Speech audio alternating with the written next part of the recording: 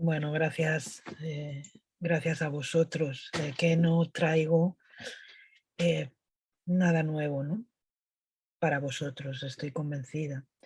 Eh, este trabajo es fruto de la reflexión, ¿no? Del estudio, de muchas lecturas sobre la vida de Jesús, pero como os digo, no voy a traer nada nuevo para vosotros, simplemente dedicar esta tarde, que es la última actividad del año, a esta figura tan importante para nosotros los espíritas y, por supuesto, para la humanidad entera, ¿no? Porque es un espíritu que no vino únicamente para nosotros, para los espiritistas, ni tampoco para los cristianos, vino para la humanidad entera. Quiero dar, antes de nada, las gracias a la espiritualidad por por estar aquí, por acompañarnos, por habernos guiado a lo largo de todo este año, por haber traído para nosotros infinidad de momentos para el aprendizaje y para la reforma íntima, ¿no? Que es el objetivo de esta doctrina que todos profesamos. Os diré, como digo siempre, que nos veo, nos puedo ver, no tengo delante más que el PowerPoint y no puedo veros, entonces cualquier cosa me interrumpís sin ningún problema. Bueno, pues como digo, no vengo a traer nada nuevo, nada que no sepáis, simplemente mi reflexión y una invitación a seguir profundizando en esta figura magnífica que es la figura de Jesús. Existe un Jesús en muchas dimensiones, ¿no? Tenemos el Jesús histórico, eh, el Jesús mítico, divino, eh, divinizado. Tenemos el Jesús que nos trajo la doctrina espírita y vamos a intentar aquí recomponer un poco esta figura y qué relación tiene con estos días que vamos a vivir, reflexionando sobre cómo debemos vivirlos, ¿no? Este es el objetivo. Y como digo, no traigo para vosotros nada nuevo, sino mis propias reflexiones. Bueno, hoy en día nadie duda de la existencia de esta figura histórica de Jesús. Ningún estudioso, ningún letrado, ¿no? Ni nadie con autoridad duda ya de la existencia de la figura histórica de Jesús, porque aunque es bien cierto que Jesús no dejó nada escrito, sí han sido otros los que se han ocupado de dejar constancia de que Jesús existió. Naturalmente, aquellos que han dejado constancia y que están fuera del ámbito de lo que podemos considerar sus apóstoles, sus seguidores, bueno, pues quizá no le prestaron o no dieron a su figura la importancia suficiente o la importancia que nosotros pensamos que deberían de darle. Porque si hay una realidad en la Palestina del siglo I, es que había muchas otras figuras como Jesús. Entendedme, ¿en qué sentido lo digo? No en la dimensión espiritual en que nosotros le conocemos, pero sí había un nutrido grupo por aquellas tierras de predicadores, de iluminados, de otros personajes, taumaturgos que sí que hacían milagros o se consideraban milagros y que, bueno, pues predicaban, ¿no? Este arrepentíos, ¿no? Que tanto resuena en nuestro íntimo. Entonces, los romanos, los eruditos de aquella época, pues no le prestaron demasiada atención, ¿no? Se limitan únicamente a nombrarlo en algunos párrafos, algunas de sus obras, pero ya digo que sin darle la importancia o la carga de espiritualidad que nosotros le damos, ¿no? O le hemos dado a posteriori. Vamos a ver cómo se recogen, cómo recoge, por ejemplo, Flavio Josefo, ¿no? em, en su obra Antigüedades de los Judíos, esta figura de Jesús de Nazaret. Lo nombra en varios fragmentos, ¿no? En el fragmento 20 dice, y por el mismo tiempo de Jesús ocurrió una causa terrible que causó gran perturbación entre los judíos, haciendo referencia a una revolución que se produjo en aquellos años contra la invasión romana, ¿no? Y vemos también en ese mismo fragmento otro párrafo que dice que el sumo sacerdote Ánano convocó a los jueces del Sanedrín y trajo ante él a Santiago, hermano de Jesús, llamado Mesías, que viene del griego Christos, Cristo, y a otros acusándole de haber violado la ley, y lo entregó para que lo lapidaran. Esto disgustó incluso a los celosos observantes de la ley, y por eso enviaron en secreto delegados al rey con el ruego de que exigiera a Ánano por escrito que en adelante no se atreviera a cometer una injusticia semejante. Algunos de ellos acudieron a Albino y le hicieron saber que Ánano no tenía potestad para convocar al Sanedrín para el juicio sin su consentimiento. A consecuencia de este incidente, Agripa lo destituyó a los 3 meses de su nombramiento. Bueno, pues aquí vemos, ¿no?, cómo Flavio Josefo ya nombra a Jesús y dice de él que era conocido por el Cristo, el Mesías, ¿no? El Mesías. Estos escritos ponen de manifiesto que la figura de Jesús como personaje histórico es una figura real, porque si no, pues no le hubieran prestado ninguna atención. También es verdad que muchos han querido ver en este parágrafo, bueno, una inclusión eh, de Flavio Josefo, eh, mientras que otros entienden que si habla de él, si habla de Santiago como hermano de Jesús, no tiene por qué ser una invención. ¿Por qué meter a un personaje real como Santiago y después un personaje ficticio a ojos de estos estudiosos, que sería Jesús?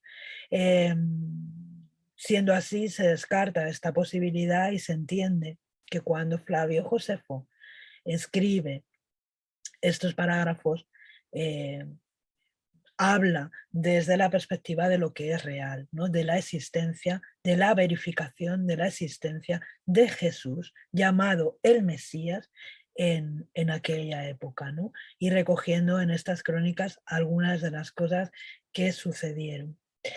Y también vamos a encontrar alguna otra referencia, ¿no? En este otro texto, que se llama el Testimonio de Flaviano. Él dice que por esa época vivió Jesús, un hombre sabio, si se le puede llamar hombre. Fue autor de obras sorprendentes y maestro de los que acogen la verdad con placer. Atrajo no solamente a muchos judíos, sino también a muchos griegos. Él era el Cristo. Y aunque Pilato, instigado por las autoridades de nuestro pueblo, lo condenó a morir en la cruz, sus anteriores adeptos no dejaron de llamarlo. Al tercer día se les apareció vivo, como lo habían anunciado los profetas de Dios, así como habían anunciado estas y otras innumerables maravillas sobre él. Y hasta el día de hoy existe la estirpe de los cristianos que se denominan así en referencia a él. Bueno, pues en este testimonio flaviano vemos una correspondencia entre lo que él narra con lo que encontramos en los evangelios. Y esto es muy importante y es muy interesante sobre el reconocimiento de la existencia de la figura histórica de Jesús. ¿Por qué hago tanto hincapié en la figura histórica?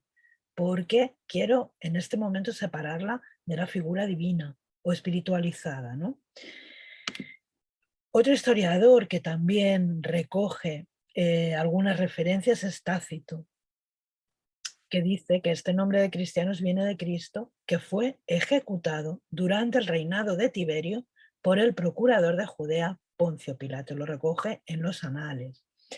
Y es también muy interesante porque de nuevo vuelve a dejar constancia de que al menos algunas de las cosas relatadas en los evangelios obedecen a una realidad histórica. Y además, fijaros, lo sitúa en el tiempo, una cosa que también es muy importante para poder comprender algunas cosas de las que hablaremos después.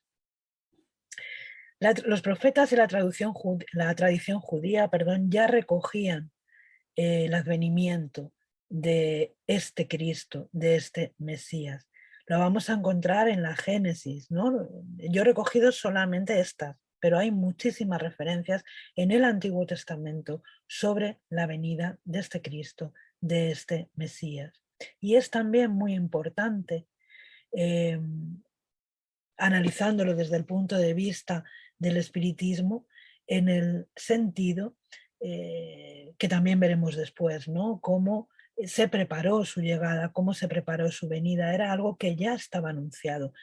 Y nos vamos a sorprender porque no solamente estaba anunciado en la tradición judía, y esto es maravilloso, es maravilloso.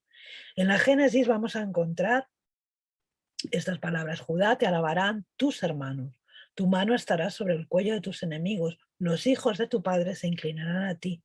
Cachorro de león, Judá, de la presa subiste, hijo mío, se encorvó, se echó como león viejo. ¿Quién lo despertará?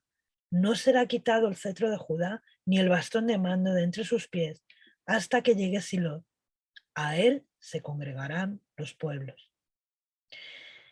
Es un mensaje claramente simbólico, que anuncia la llegada de alguien que situará a Judá en el centro del mundo.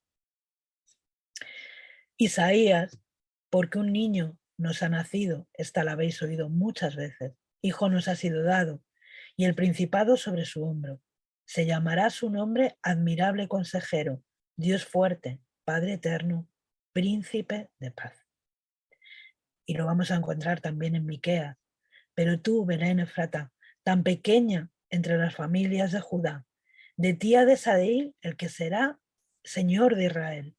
Sus orígenes se remontan al inicio de los tiempos, a los días de la eternidad. Pero los dejará hasta el tiempo que dé a luz a la que ha de dar a luz. Vemos aquí como esta tradición judía, como estos profetas profetizaron, valga la redundancia, la venida de este ente, de esta entidad especial, de este ser especial que es el propio Cristo, el propio Jesús.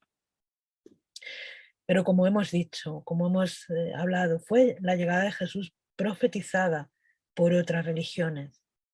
Pues mirad, es bien cierto que todas las religiones, todos los cultos hablan de Jesús, pero hablan de Jesús a posteriori.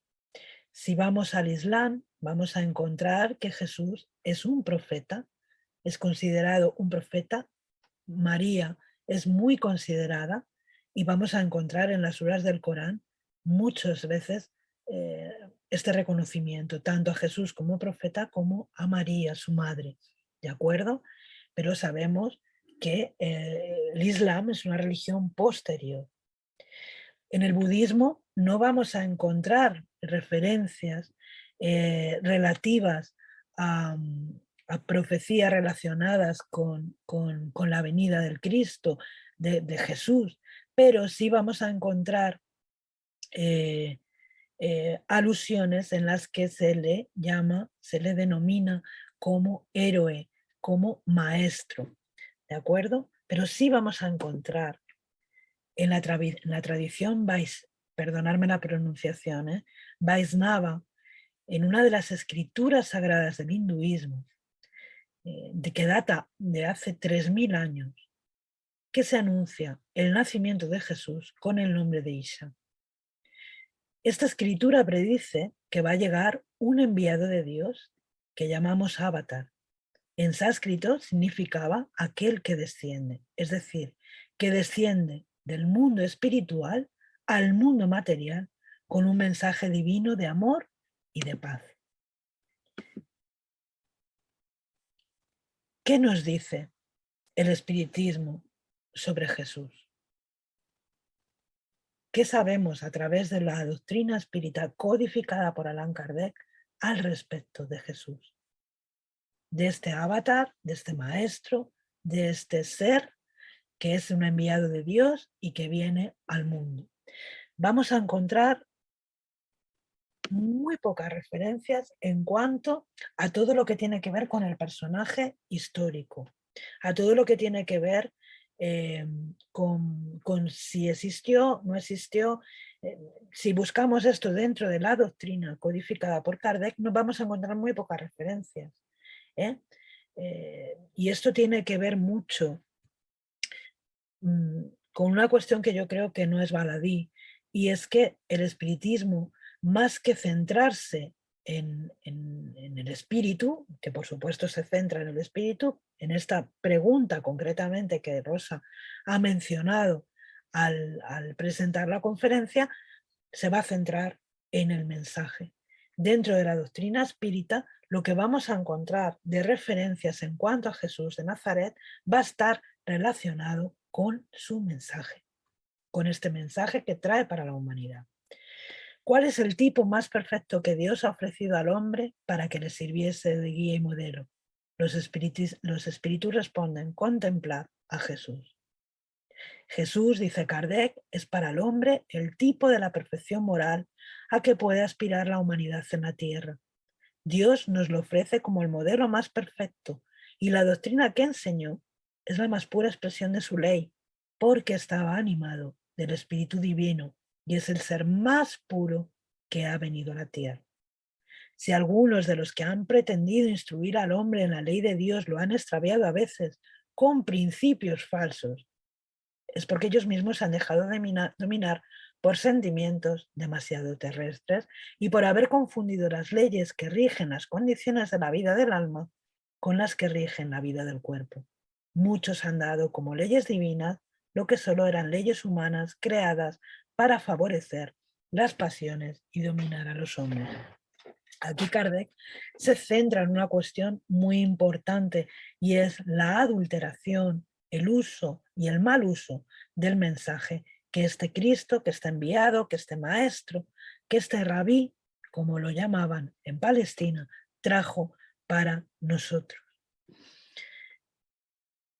Importante lo que nos deja la doctrina espírita es que es el espíritu más puro, el ser más puro que ha venido a la tierra. En la Génesis, Allan Kardec hace también un breve comentario. En el capítulo 15 es el que está dedicado directamente a los milagros, porque el espiritismo sí que va a hablar de los milagros que Jesús hizo, ¿no?, durante su vida pública, esos supuestos milagros que hizo durante su vida pública, y lo va a explicar a través del fenómeno de la mediunidad, del fenómeno mediúnico. Os aconsejo que leáis, si no lo conocéis, este capítulo 15. Y él dice que sin prejuzgar acerca de la naturaleza de Cristo, cuyo examen no está incluido en el objeto de esta obra, y a partir de la hipótesis que lo considera apenas un espíritu superior, no podemos dejar de reconocer que él es uno de los espíritus del orden más elevado, que por sus virtudes se encuentra muy por encima de la humanidad terrestre. Y fijaros en esta primera frase: sin prejuzgar acerca de la naturaleza de Cristo. La doctrina espírita no va a entrar a combatir a aquellos que lo divinizan o le dan esa naturaleza de hijo de Dios. No es esa la pretensión de la doctrina espírita, sino la de explicar a partir de los milagros cuál era la naturaleza de esos milagros y cuál era la misión de Jesús, perdón, en la tierra, de Jesús en el mundo. El espiritismo no va a entrar, lo consideramos un espíritu superior, ya lo hemos dicho, el ser más puro que ha venido en la tierra, que ha venido a la tierra, pero no entra más que a desmontar a través de la argumentación, del sentido común y de la lógica algunas de las cosas que se han construido alrededor de esta figura que es Jesús y que es una construcción posterior. Que quiero también aclarar eso. Este concepto del Cristo, del Cordero de Dios, del sacrificio, del Hijo de Dios inmolado para la salvación de los hombres, todas estas cuestiones pertenecen a una época muy posterior a la vida de Cristo, a la vida de Jesús. No tienen nada que ver, es una construcción adaptada, adulterada y adecuada a unas circunstancias históricas muy concretas, ¿de acuerdo? Y podemos estudiar y ver mucho alrededor de eso, que no es el objeto ahora de esta charla, ¿no? Dice Kardec que a consecuencia de los inmensos resultados que produjo, su encarnación en este mundo ha sido forzosamente una de esas misiones que la divinidad solo confía a sus mensajeros directos para el cumplimiento de sus designios, en el supuesto de que no fuera el propio Dios, sino un enviado de Dios para transmitir su palabra a los hombres. Jesús ha sido más que un profeta, porque él ha sido un Mesías divino, es decir, un enviado de Dios para traernos este conocimiento de la ley de justicia, de amor y de caridad. Vamos a ver algunos comentarios sobre los evangelios que nos hace León Denis, porque este es un tema también muy delicado, ¿no? Si los evangelios obedecen a una realidad histórica o no, podemos fiarnos, no podemos fiarnos. Bueno, vamos a ver qué nos dice León Denis y después comentamos. León Denis nos dice en la obra Cristianismo y Espiritismo, muy recomendable también, que durante cerca de medio siglo después de la muerte de Jesús, la tradición cristiana oral es viva y como el agua corriente en la que cualquiera se puede saciar. Es bien cierto, y esto hay que saberlo, que Jesús sabemos que no dejó nada escrito, todos lo sabemos. Y que estos pueblos, precisamente porque era difícil, muy difícil, encontrar a alguien y lo suficientemente ilustrado como para saber leer y escribir, basaban todo en la tradición oral, es decir, las cosas se contaban de unos para los otros, de los padres para los hijos, de los hijos para los nietos, etcétera, etcétera, ¿no? Con lo cual cada uno pues iba adornando, ¿no? También conforme a su visión, conforme a su capacidad de comprensión, aquello que transmitía. Y esto es una cosa que tenemos que tener muy presente. Muy presente que los evangelistas no conocieron, excepto Juan, no conocieron a Jesús. Son discípulos de los apóstoles. ¿De acuerdo? Entonces, tenemos que tener esto siempre muy presente, que lo que los evangelistas recogen en los evangelios canónicos no es ni más ni menos que aquello que les han contado. Y esto va a ser parte también de las grandes diferencias, porque si bien puede parecernos a priori que los evangelios son parecidos y que narran más o menos los mismos acontecimientos, no es menos cierto que vamos a encontrar también grandes diferencias, incluso contradicciones. Y esta es la causa, además de que estos evangelios canónicos, una vez aceptados por la Iglesia como el canon, pues van a ser traducidos una y otra vez. Ya son traducidos de unas lenguas para otras, del arameo para el griego, del griego para el latín, etcétera, etcétera. Y ya sabemos todos lo que pasa con los traductores, ¿no? Traductor traidor, y entonces, pues bueno, en virtud de las circunstancias, en virtud, igual, volvemos a lo mismo, a la comprensión, en virtud de los intereses, sabemos, y es una realidad, que muchos capítulos, muchos párrafos, muchos versículos fueron cambiados, modificados y adaptados a la necesidad de su época. Dicho esto, bueno, nos dice León Denis que su propaganda se hizo por medio de prédicas por la enseñanza de los apóstoles, hombres simples y letrados, más iluminados por el pensamiento del maestro. No es sino del año 60 al 80 que aparecen las primeras narraciones escritas. La de Marcos, fijaros, entre el año 60 y 80. Las de Marcos al principio es la más antigua, después las primeras narrativas atribuidas a Mateo y Lucas, todos escritos fragmentarios y que se van a acrecentar de sucesivas adiciones, como todas las obras populares, es decir, que cada uno que iba copiando estas obras iba añadiendo pues una cosita de aquí, otra cosita de allá. Esto es muy importante tenerlo presente. Fue durante el fin del siglo I, del año 80 al 98, que surge el Evangelio de Lucas, así como el de Mateo, el primitivo actualmente perdido. Y finalmente, del 98 al 110, aparece en Éfeso el Evangelio de Juan. Al lado de esos evangelios únicos, después reconocidos por la Iglesia, hay otro número grande de ellos, nos dice León Denis, que es lo que conocemos como los evangelios apócrifos, ¿no? Tan solo se sabe en la actualidad que hay un evangelio, digamos que sería el evangelio raíz, matriz, más primitivo, que es el evangelio Q, del cual, en que entendemos que es el más cercano a su época, dentro de la lejanía, ¿no? De la distancia en relación con el momento de la muerte de Jesús.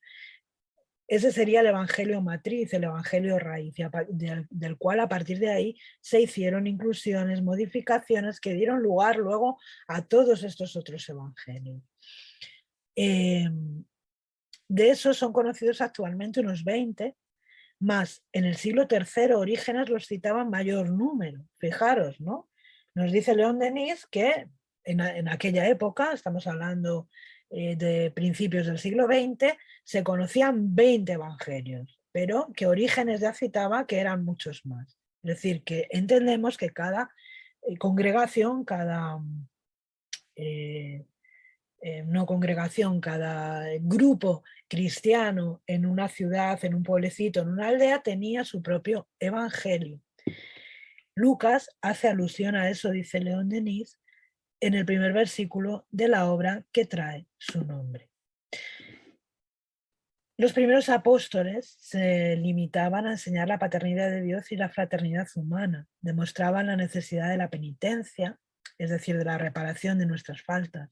Esa purificación era simbolizada por el bautismo, práctica adoptada por los esenios, también hay una posible relación entre Jesús y los esenios, de los cuales los apóstoles asimilaban toda la creencia en la inmortalidad y en la resurrección, o sea, en la vuelta del alma a la vida espiritual, a la vida del espacio. De ahí la moral y las enseñanzas que atraían numerosos prosélitos en torno a los discípulos de Jesús, porque nada contenían que no se pudiese aliar a ciertas doctrinas pregonadas en el templo y en las sinagogas. Y aquí recordamos, ¿no?, esas palabras de Jesús: yo no he venido a destruir la ley, sino a darle cumplimiento. Es decir, no vengo a traeros nada nuevo, vengo a enseñaros a comprender esta ley. Con Pablo y después de él, numerosas corrientes se forman y surgen doctrinas confusas en el seno de las comunidades cristianas. En realidad, quien da forma a este cristianismo que nosotros conocemos es el apóstol Pablo, es Pablo de Tarso. Él además era, ya lo sabemos, era una persona, era un espíritu con gran conocimiento de las escrituras, era un espíritu que había vivido profundamente en el judaísmo y conocía muy bien las escrituras, pero también tenía mucha relación con los gentiles, es decir, conocía también muy bien a los pueblos a los que iba a dirigirse.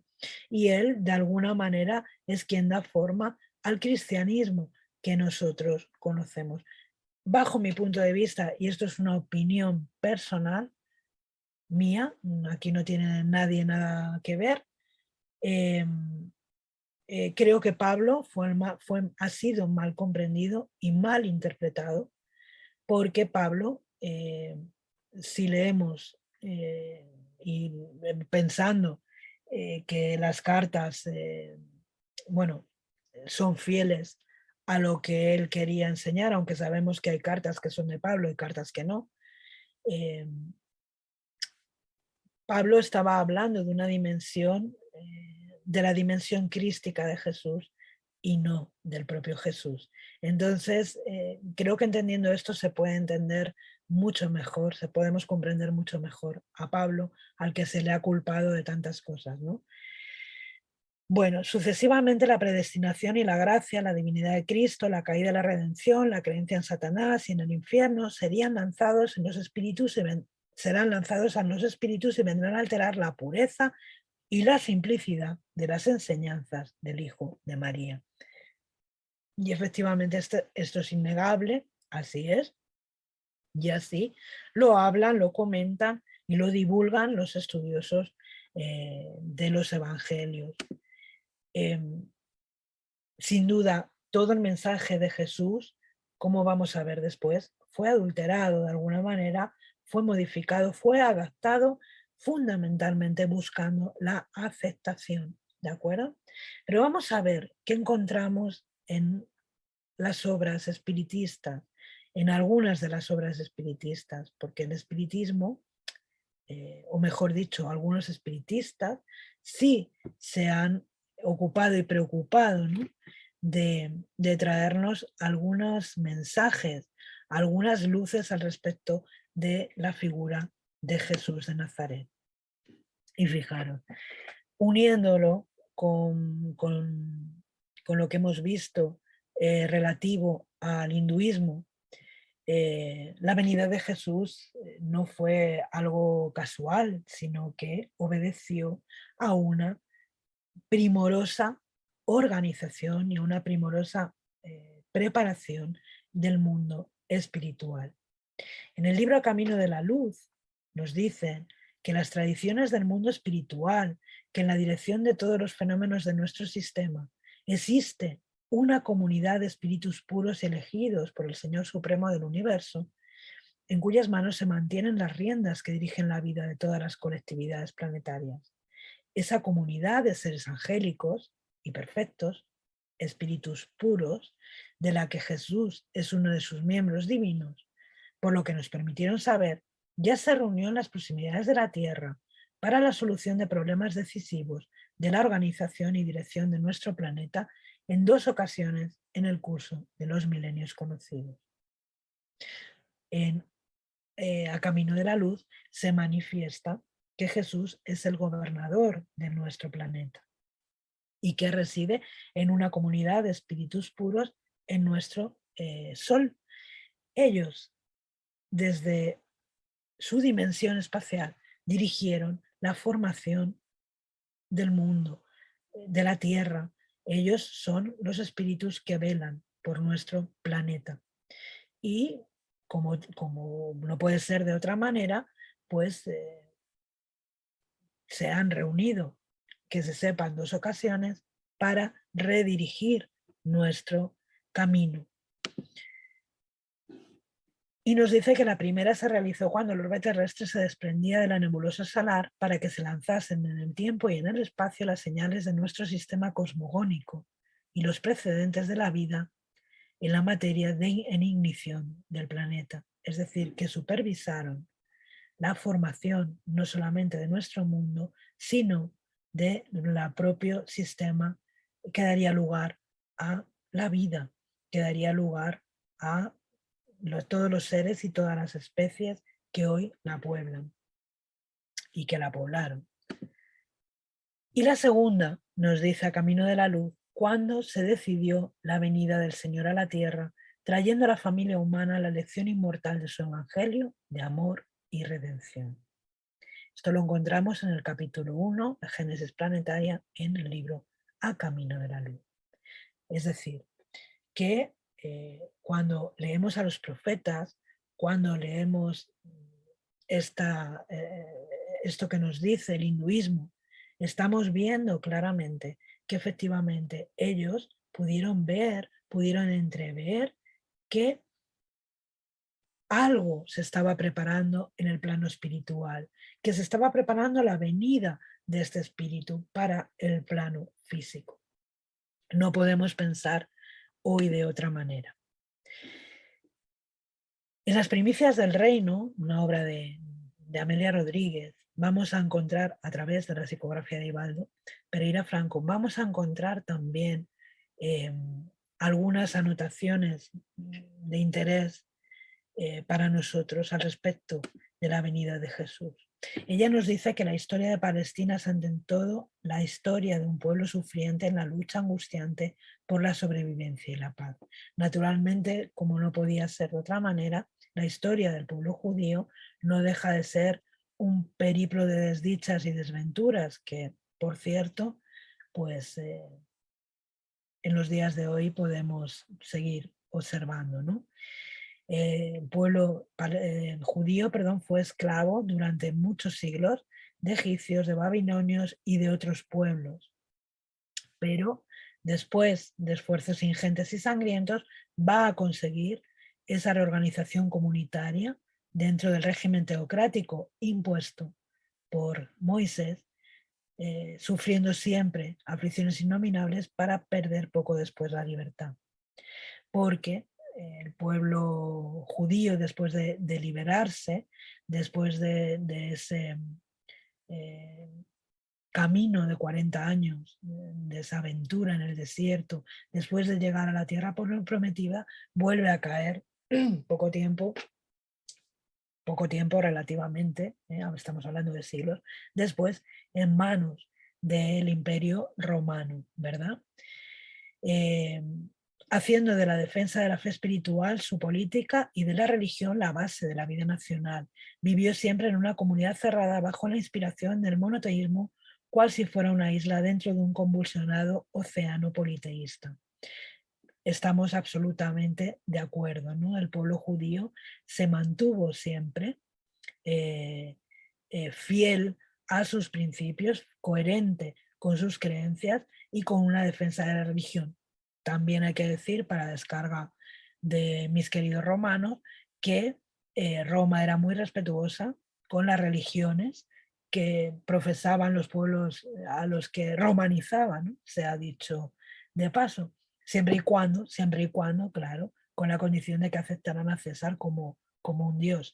Pero bueno, eran respetuosos en ese sentido, y no solamente eran respetuosos, ya lo hemos hablado otras veces, ellos absorbían también cualquier forma de creencia, no tenían ningún problema, ¿no? Porque su comprensión de la religión era en concepto muy diferente a lo que nosotros podemos pensar. Entonces no les importaba nada en lo que cada uno creyera, siempre y cuando aceptaran a César, ¿no?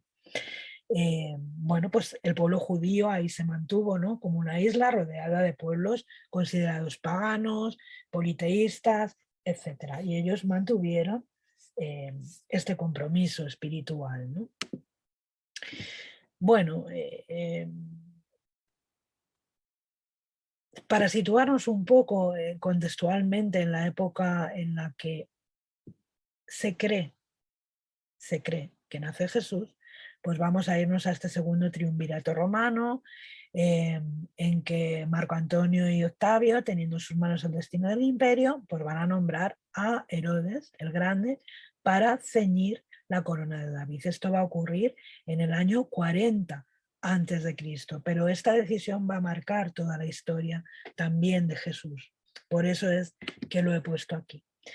Jesús va a vivir su infancia como súbdito de Herodes Antipas, porque en el año 4 de nuestra era, Herodes va a desencarnar, víctima de la hidropesía, de fiebre y úlcera, dice Amelia Rodríguez, lo que se traduce en enfermedades venéreas y otras cuestiones, ¿no? Y su casa de Israel va a quedar dividida entre sus hijos Herodes, Filipo II, Herodes Antipas y Arquelao. Entonces, Jesús va a iniciar su ministerio público bajo el control, cuando Palestina se encuentra bajo el control de Siria, perdón, Jesús no, Herodes. Al iniciar su ministerio público, Palestina se va a encontrar bajo el control de Siria, cuyo legado era Pomponio el Débil, y el procurador romano de Judea era Poncio Pilatos, el quinto de la serie de sucesión. ¿De acuerdo? Entonces, este es un poco el ambiente político en el que va a respirar esta figura histórica que es Jesús. Hay Nos estamos adelantando en el tiempo, no estamos atendiendo a su nacimiento, ahora hablaremos de ello. pero sí que quiero dejar aquí claro, ¿no?, esta cuestión de las fechas. Hay bastante confusión porque los datos que nos ofrecen tanto el Evangelio Q como los evangelios eh, al respecto del nacimiento de Jesús, las señales son bastante confusas, no se corresponden con ese supuesto año cero que vino a marcarse después. Se cree que Jesús nació entre el año sexto antes de Cristo y el año décimo después de Cristo, en ese periodo.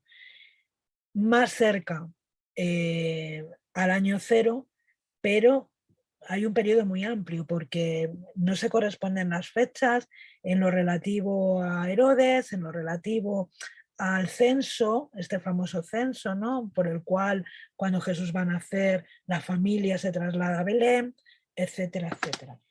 Todos estos factores hacen sospechar que hay ahí un 16 años en los que entendemos que ha nacido Jesús, pero no podemos determinar, no se puede determinar con exactitud en qué momento nace Jesús. Lo que sí sabemos es que la época que le tocó vivir, el momento en el que él viene al mundo, es verdad que es un momento de paz. Augusto es el emperador en Roma y nos encontramos en un periodo llamado de Pax Romana, una Pax relativa, eh, entendida por los romanos como un periodo de paz, pero bueno, en realidad es verdad que fuera de las fronteras de Roma había muchas convulsiones. Y lo que sí es que fue una época muy prolífica en cuanto a las artes, en cuanto a la filosofía, fue una época bastante luminosa para Roma, ¿no? Pero eh, no tanto para Judea, no tanto para Palestina en aquella época. Es una época, ya hemos hablado muchas veces de esto, muy convulsa, en la que había constantes levantamientos de los judíos en contra de Herodes y en contra de Roma, porque Herodes se le consideraba un traidor, un reyezuelo, extranjero, extranjero y además vendido, que había vendido su pueblo o lo había sometido al dominio de Roma. Y esto procuraba muchas revoluciones, muchos levantamientos y corría mucha sangre, porque los romanos, otra cosa no, pero desde luego el uso de la diplomacia lo tenían más bien restringido, ¿no? Y estos levantamientos, hubo varias matanzas, por ejemplo, en la explanada del templo, ¿no?, que son históricamente míticas. Entraban en el momento que los romanos sospechaban que había algún tipo de conspiración, entraban en la explanada del templo y mataban a todo el que se les pusiera por delante. Para los romanos, el pueblo judío representaba una auténtica expiación. Les tenían en muy mala consideración, incluso se sabe que a Poncio Pilatos le mandan ahí como castigo. Imaginaros, ¿no?, cómo tenía que ser aquella cosa.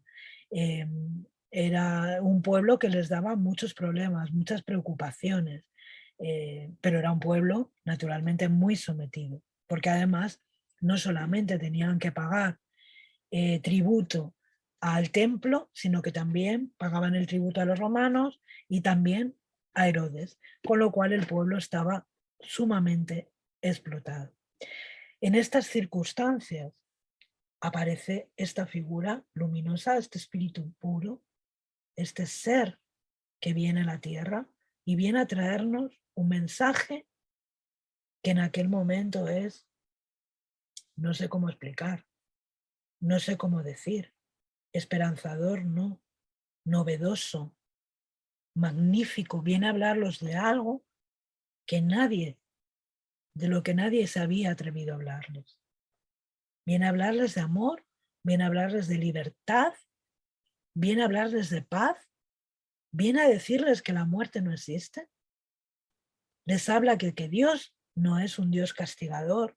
Ellos que estaban constantemente expiando sus pecados, haciendo ofrendas de animales, sacrificios de animales en el templo, que tenían que pagar el diezmo, no solamente para el mantenimiento del templo, sino para el mantenimiento de los propios sacerdotes. Y además, si no lo hacían, eran reprobados, eran de alguna forma castigados, lapidados.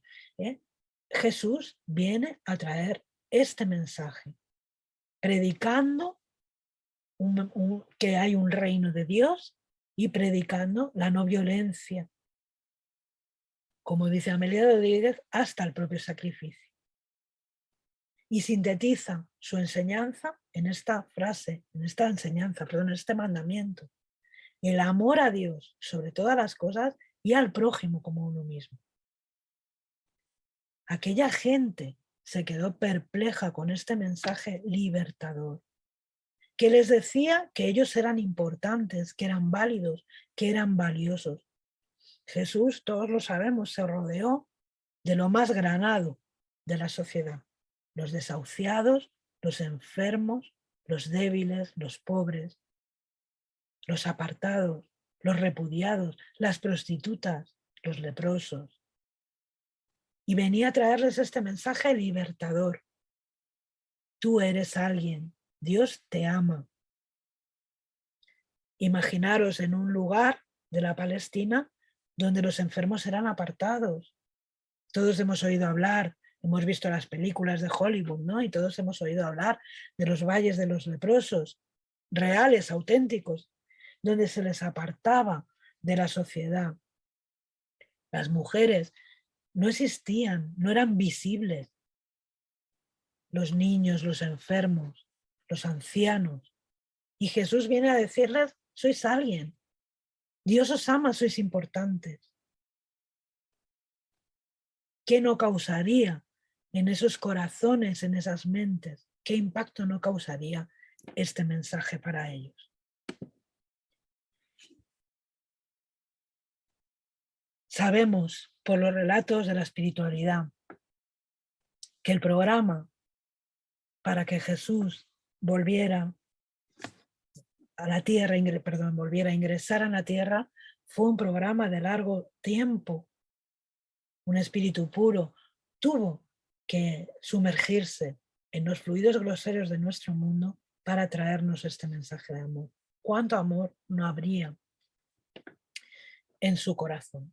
Él, que ya estaba exento de tener que venir aquí a convivir con nosotros, tan primitivos, tan animalizados, tan miserables, ¿no? Entendedme en el sentido en que lo estoy diciendo. Él, cuánto amor no habría en su corazón para traernos este mensaje. Cuánta necesidad no vería en nosotros para traernos este mensaje. Y es un mensaje que nos habla de nuestra redención, de nuestra salvación. Muy importante. No hay duda ya de que su nacimiento y su muerte marcan los tiempos, ¿no? Y constituyen, como dice Amelia Rodríguez, esta señal divisoria de la civilización como acontecimiento predominante en los hechos importantes de nuestra vida. Hay un antes y un después del nacimiento de Cristo. Hay un antes de Cristo y hay un después de Cristo. La humanidad entera se modificó, cambió nuestra percepción, nuestra conciencia. No lo suficiente, obviamente, solo han pasado 2000 años, pero se produjo ese cambio. La humanidad fue otra, nunca más volvió a ser la misma. Y van a nacer este espíritu puro para el que tanta preparación hubo en el mundo espiritual. Este espíritu puro acepta como lugar de nacimiento el reducto humildísimo de un pesebre, en el momento en el que se estaba llevando a cabo un censo. Y desde el primer momento él va a elaborar esta lección de humildad.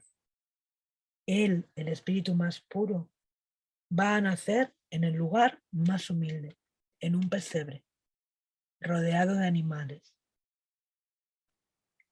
en una cueva. sin ningún medio.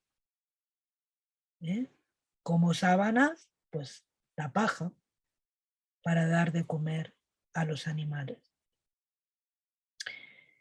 En ese momento, como recoge bien Amalia Rodríguez, la supremacía de la fuerza entronizaba la espada y la púrpura alfombraba el suelo, y lo dice refiriéndose a esa pomposidad, ¿no?, de Roma, tapizando el piso por donde pasaban los triunfadores. Pero él nunca se apartó de la directriz inicialmente asumida de servir a todos. Su primera lección para nosotros es el nacimiento en este lugar humilde, en una familia humildísima. José era viudo, era un carpintero. María, una niña. Humildes, a más no poder, pero llenos de amor. Espíritus también.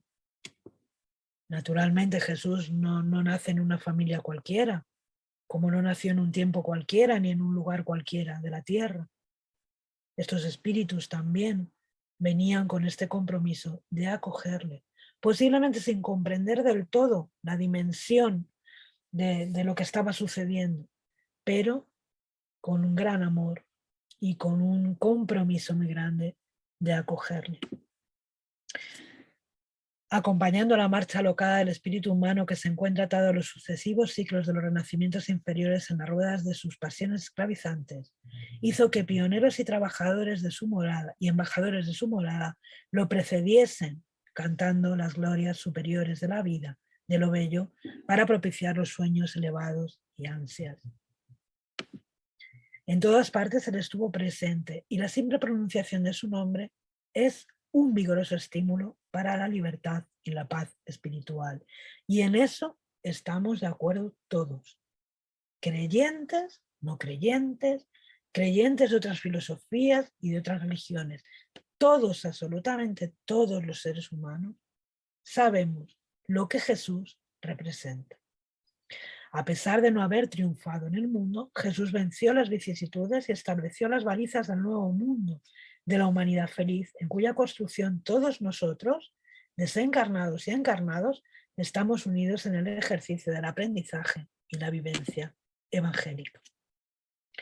El pesebre, como ya hemos dicho, va a señalar ese punto inicial de esas enseñanzas salvadoras, expresando la humildad que representa toda la llave de todas las virtudes.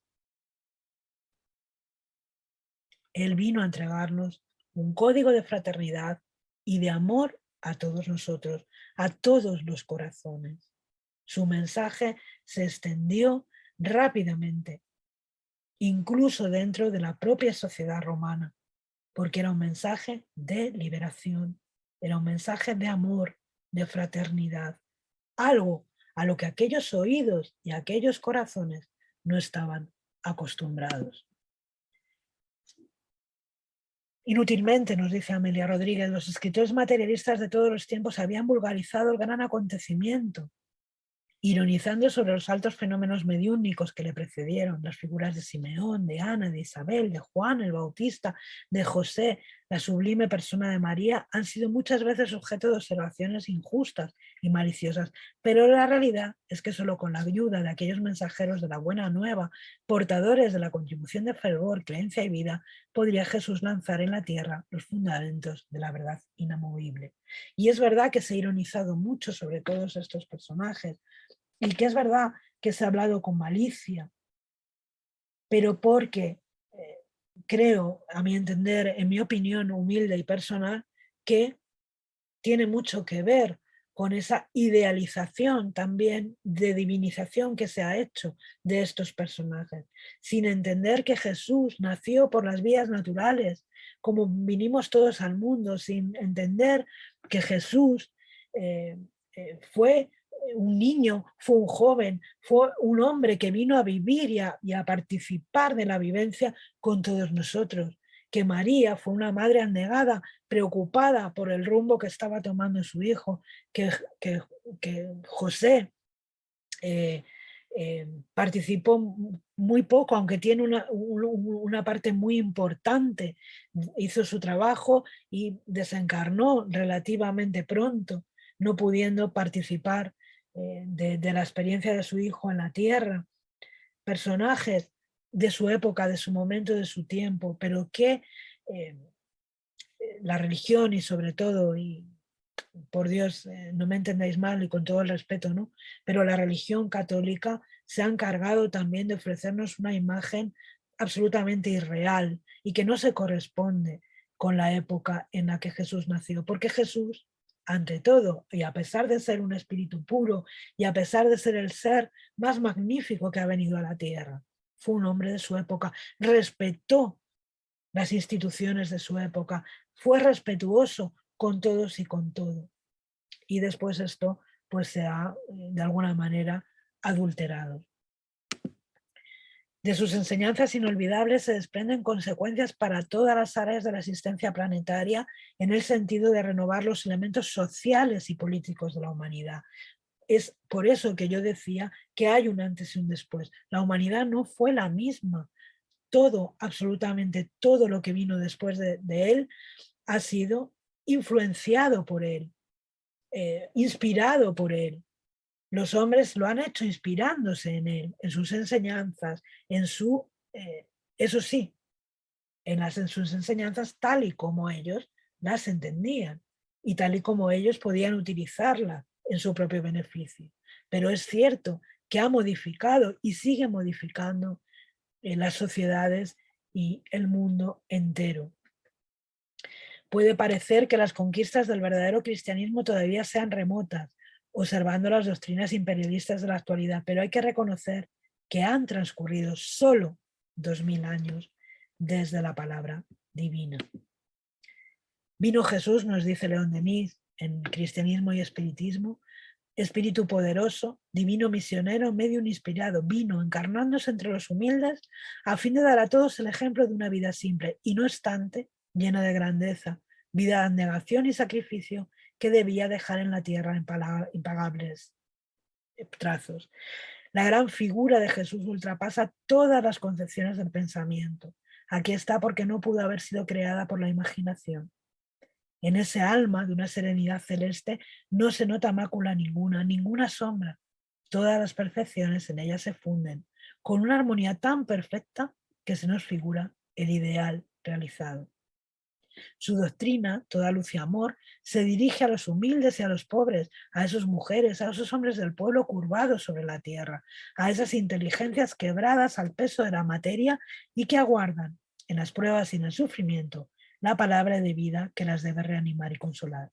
Y esa palabra les es prodigada con tan penetrante dulzura, revelan una fe tan comunicativa que les disipa todas las dudas y los arrastra a seguir las pisadas de Cristo. Nada que añadir a estas palabras maravillosas de León Denis. Vamos a ver una breve historia de la Navidad, muy breve, porque estamos en estos días celebrando, vamos a celebrar, como todos los años, la Navidad, la venida de este espíritu puro a la tierra. Pero como toda la Navidad, tiene también su historia, ¿eh? Y su historia es más humana que divina, tenemos que decir. La celebración del 25 de diciembre, ¿por qué celebramos la Navidad el 25 de diciembre? Concretamente, si no sabemos cuándo nació Jesús, no tenemos una fecha. En ningún escrito nadie recoge que Jesús naciera el día tal, del mes tal, del año tal. Primero porque el calendario romano era totalmente diferente al nuestro. Pero aunque así fuera, si alguien hubiera dejado la fecha, podríamos especular, pero no podemos especular. No sabemos cuándo nació concretamente Jesús. Como digo, sí lo sabemos por algunas señales, ¿no? Podemos determinar los años, pero un poco no determinar, acotar, ¿no? Los años en los que pudo haber nacido.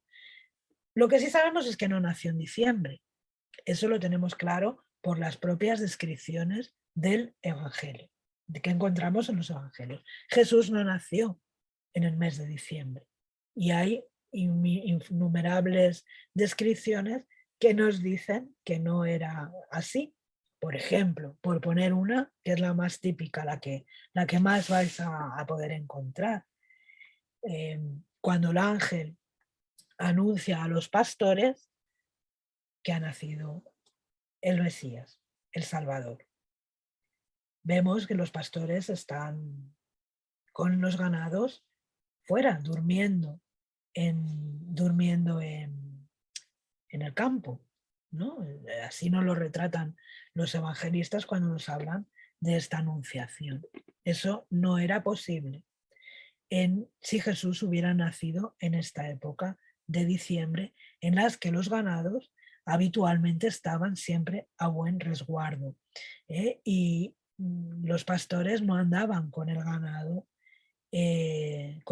fuera. Esto se conoce por otros escritos, por otros estudios, por otros cauces, ¿no? Entonces, esto nos dice que Jesús o bien nació en primavera o bien nació en otoño, pero ni en invierno ni en verano. Entonces, eliminamos esto. Entonces, ¿por qué celebramos la Navidad el 25 de diciembre? Bueno, pues se debe a la antigua celebración del nacimiento anual del dios Sol. Hay varias hipótesis, ¿no? En el solsticio de invierno. En Natalis Invicti Solis, adaptada por la Iglesia Católica después, en el tercer siglo después de Cristo, para permitir la conversión de los pueblos paganos. El Sol invicto. A mí particularmente me parece una celebración maravillosa y luego os explico el porqué. En el Imperio Romano tenían las Saturnalias, ¿no? Lo que se conocía como las Saturnalias. Durante esa semana del solsticio se daba un acontecimiento social principal, ¿no? Y llegaba al apogeo precisamente el 25 de diciembre. Para hacer más fácil que los romanos pudiesen convertirse al cristianismo sin abandonar sus festividades, pues llega el Papa Julio I y pide en el año 350 que el nacimiento de Cristo fuera celebrado en esa fecha. Y finalmente el Papa Liberio decreta este día como el día del nacimiento de Jesús de Nazaret, en el año 354.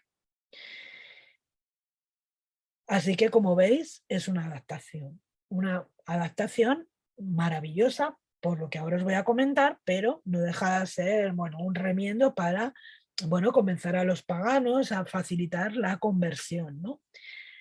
Y bueno, ¿por qué celebramos así la Navidad? ¿Qué sucede? ¿Qué ocurre? Bueno, pues la primera mención, fijaros, de un banquete de Navidad en tal fecha en Constantinopla data del año 379 bajo Gregorio Nacianceno. La fiesta es introducida en Antioquía hacia el año 380. En Jerusalén, en el siglo IV, se atestigua también un banquete de la presentación 40 días después del 6 de enero, el 15 de febrero, que debe haber sido la fecha de celebración del nacimiento. Y el banquete de diciembre alcanza Egipto en el siglo V. Tenemos que decir también que los cristianos coptos, por ejemplo, y tal, no celebran el 25 de diciembre, sino el 6 de enero cristianos, bueno, sí, coptos y ortodoxos, con la celebración de la llegada de los Reyes Magos, ¿no? Bueno, vamos a ver que la Navidad no está incluida en la lista de festividades cristianas de Ireneo, ni en la lista de Tertuliano, las cuales son las listas más antiguas que se conocen de festividades. La evidencia más temprana de la preocupación por la fecha de la Navidad la vamos a encontrar en Alejandría, cerca del año 200 de nuestra era, cuando Clemente de Alejandría indica que ciertos teólogos egipcios, muy curiosos, asignan no solo el año, sino también el día real del nacimiento de Cristo como el 25 paso copto, 20 de mayo, en el 28º año de Augusto. Desde el año 221, en esta obra que no voy a pronunciar porque es impronunciable, Sexto Julio el Africano populariza el 25 de diciembre como la fecha de nacimiento de Jesús. Y para la época ya del concilio de Nicea, en el 325, la iglesia alejandrina ya había fijado el dies nativitatis et epiphani, es decir, la epifanía y nacimiento de Jesús. Pero fijaros lo que pasaba con los romanos, a mí me encanta. Las labores agrícolas finalizaban en esta época y los campesinos y los esclavos podían aplazar el trabajo cotidiano. Los romanos, como ocurre actualmente en la Navidad, en esas fechas visitaban a sus familiares y amigos, intercambiaban regalos, ¿verdad? ¿Os suena todo esto? Y celebraban grandes banquetes públicos. Durante estas fiestas, en las que celebraban la celebración de esta, o sea, la finalización, perdón, de estas labores agrícolas, se prolongaban durante 7 días y los esclavos gozaban de permiso, podían vestir las ropas de sus señores y ser atendidos por esto. Fijaros, muy bien, ¿no? Los paralelismos que hay con nuestra propia celebración. Los romanos también celebraban el 25 de diciembre la fiesta de Natalis Solis Invicti, asociada al nacimiento de Apolo. ¿Qué significa esta celebración? Bueno, como sabéis, ¿no? Hace falta que yo os lo explique, en este solsticio los días cada vez son más cortos, las noches, la oscuridad cada vez tiene más imperio sobre el día. ¿Qué celebraban los romanos? Los romanos estaban celebrando el renacimiento de la luz que acabaría con la oscuridad. El sol invictus, la luz que acababa con la oscuridad. La llegada en ese momento del sol, que vencía por fin a las sombras. Y me parece maravilloso, maravilloso, porque esto es lo que representa para nosotros la llegada de Jesús, la llegada de la luz al mundo, de la luz que vencerá a las tinieblas dentro de nosotros mismos, pero también en nuestro mundo material. Así que se instituye dentro del calendario gregoriano el ideal del 25 de diciembre como la fecha del nacimiento de Jesús. Así que es declarada oficialmente festividad del imperio en el año 529. Y no he querido dejar pasar esta cuestión, ¿no?, de observar en nuestras tradiciones, ¿no?, la representación del Belén. Esta es la representación del Belén en la ermita de Grecio. Sabemos que esa primera representación, toda esta iconografía del pesebre, del ángel, todo esto maravilloso que ponemos en nuestras casas, la realiza Francisco de Asís en la Nochebuena de 1223. En la actualidad, ¿qué es la Navidad para nosotros? Después de todo lo que hemos hablado, el triunfo de la luz, la venida de Jesús, la preparación, todo muy por encima porque no hay tiempo suficiente en una charla. ¿Qué lugar ocupa Jesús en nuestra Navidad? ¿Ocupa un lugar específico? ¿Está en el primer lugar? Esa es la gran pregunta. ¿Qué lugar ocupa Jesús en nuestra Navidad? Porque la Navidad ha asumido un carácter fundamentalmente comercial, estimulando el consumo, estimulando pues eso, el materialismo. Vamos a ver cómo seguimos celebrando como los romanos, ¿no?, regalando a los parientes, a los amigos.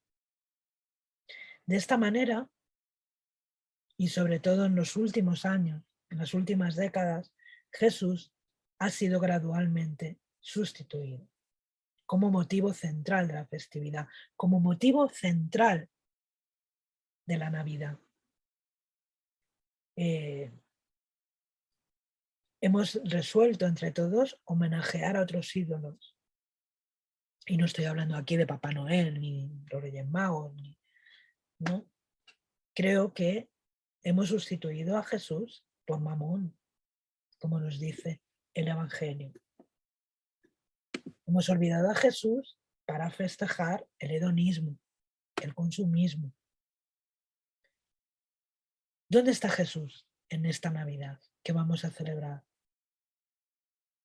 Sabemos que Jesús vino porque Él mismo nos lo dice, para prepararnos un lugar allá donde Él está. Pero ¿qué lugar le damos nosotros en nuestra vida? No solamente en la Navidad, porque al final la Navidad es una expresión y la Navidad debería de ser una constante en nuestras vidas. En estos días, bueno, no todos viven la Navidad igual, ¿no? La Navidad también representa muchas veces soledad, añoranzas, desconsuelos, distanciamientos, pero todos tenemos una idea de la Navidad como un momento feliz, de ilusión, de reencuentro. Pero ¿cuánto dura esto en nuestro corazón? Porque entendemos como cristianos que somos que la Navidad debería de ser todo el año, porque ese es el mensaje que trae Jesús. Él trae este mensaje de vencer a la oscuridad, de dejar triunfar la luz. Él es la luz del mundo. Y Él nos muestra un camino que tenemos que seguir. ¿Qué lugar le damos nosotros? ¿Qué lugar le estamos dando en nuestra vida? En el momento en que nuestra sociedad, nuestra cultura, nuestro mundo conmemora esta fecha, nos debemos de guardar en la memoria, debemos de guardar en el pensamiento, ¿no? Esta certeza, esa región que el Maestro prepara para nosotros. Y esa región que el Maestro prepara para nosotros comienza en nuestro corazón. No es un lugar que esté fuera, no es un lugar ubicado en algún rincón del universo. Está en nuestro corazón, empieza dentro de nosotros mismos. Y esto nos exige trabajo, nos exige compromiso, como vemos en todos los evangelios, como hablamos todos los días en las clases. Si conseguimos eso, le estaremos dando a Jesús su lugar, ¿no? Como legítimo gobernador espiritual de la tierra. Y como he dicho y decimos aquí, la Navidad no significa solamente el nacimiento de Jesús en un día concreto, antes de las fechas del mundo, sino también el nacimiento de Cristo en esa conciencia renovada del hombre integral en cualquier día y cualquier hora. Y esta es la cuestión. ¿Estamos atendiendo a eso? ¿De verdad miramos el mundo, nos miramos a nosotros, miramos nuestras familias y estamos atendiendo a esto? Jesús representa la paz, la libertad, la fraternidad, el amor. ¿De verdad atendemos a todo esto? Yo creo que solamente tenemos que ver nuestras sociedades, ¿no? Que son el espejo de lo que nosotros somos. Y ver si verdaderamente hemos trabajado en nuestros corazones ese pesebre para recibirle. Es un buen momento ahora, no digo esto con pena, es un buen momento porque la Navidad significa introspección, significa silencio interior, significa revisar cómo ha sido este año, qué he hecho, qué no he hecho, en qué he mejorado, qué me falta por mejorar, qué puedo hacer, qué no puedo, qué puedo dejar de hacer. Tener presente siempre que nosotros somos los arquitectos de nuestras vidas y que podemos cambiar cosas, modificar cosas. Somos co-creadores. Teniendo presente que si el mundo es como es, nuestra sociedad es como es, nuestras familias son como son, nosotros hacemos parte y podemos hacer parte y podemos modificar. Ese es el sentido de la Navidad. Que empecemos a integrar la comprensión, el perdón, la solidaridad, el amor por uno mismo, el amor por el otro. Eso es la Navidad. Eso es lo que Jesús nos pide, lo que estudiamos a lo largo de todo el año. La Navidad es ese momento que está aún muy vigente, porque es el momento en el que Jesús vuelve a nosotros para nacer en nuestros corazones. En nuestra mano está que esos corazones sean suelo fértil o sean ese pesebre acogedor que pueda recibirlo o no. No importa, a lo mejor todavía no estamos preparados para recibirlo en toda su inmensidad y en toda su plenitud, pero sí tenemos la obligación de ir preparando ese lugar. Y también porque ese lugar va a ser el lugar de reencuentro con Él. de reencuentro con nosotros mismos y con Él. Nos dice Juana de Angeli, no te olvides de que la evocación del nacimiento del excelente Hijo de Dios entre las criaturas humanas significa una invitación a que le conceda renacer en tu interior, si hubiera desaparecido de tus emociones, o proseguir vivo y vigente en tus sentimientos, convocados a edificar la solidaridad, el deber y la legítima fraternidad que debe permanecer en vigor entre todos los seres sensibles que deambulan por el planeta. Y permite que Jesús hable de nuevo en el ámbito de tu corazón y en los pliegues de tu mente, repitiéndote el poema imperecedero de las bienaventuranzas. Este es un tiempo en el que nos vemos empujados a los compromisos sociales, queremos estar con unos con otros, nos faltan tiempo, horas, días.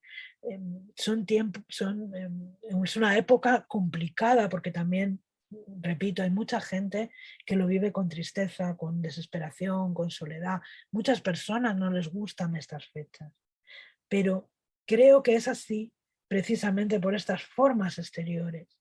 Nos hemos olvidado de lo interior y hemos dado paso a lo exterior. Son fechas, además, en las que nos hacemos compromisos con nosotros mismos que no vamos a cumplir, porque no son objetivos, porque no son alcanzables, porque no son... Tenemos que cambiar toda nuestra visión. Primero, hacer de la Navidad, por supuesto, un momento especial, porque lo es, pero un momento que sea para todo el año, para toda la vida. Que vivamos esa Navidad toda la vida.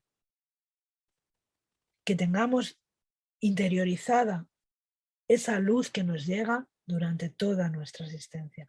Eso es lo que Jesús quiere mostrarnos en este momento y creo de verdad que podemos hacerlo. Es complicado porque, repito, son fechas en que se remueven muchas cosas.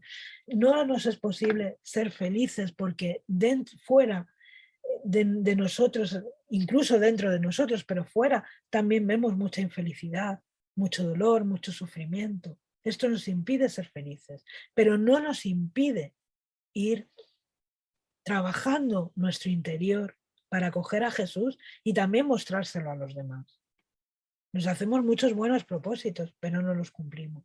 Cuando pasan estas fechas, todo queda olvidado, a otra cosa mariposa, ya los buenos propósitos se convierten en dejar de fumar, en ir al gimnasio porque he cogido 7 kilos estas navidades, en cosas muy futiles, muy absurdas.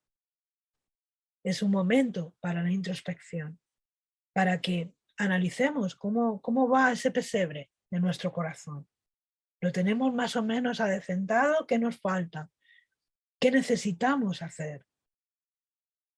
Porque Él va a traer para nosotros esa luz, repito, que va a disipar nuestras propias sombras. Chicos, nada más. Muchísimas gracias.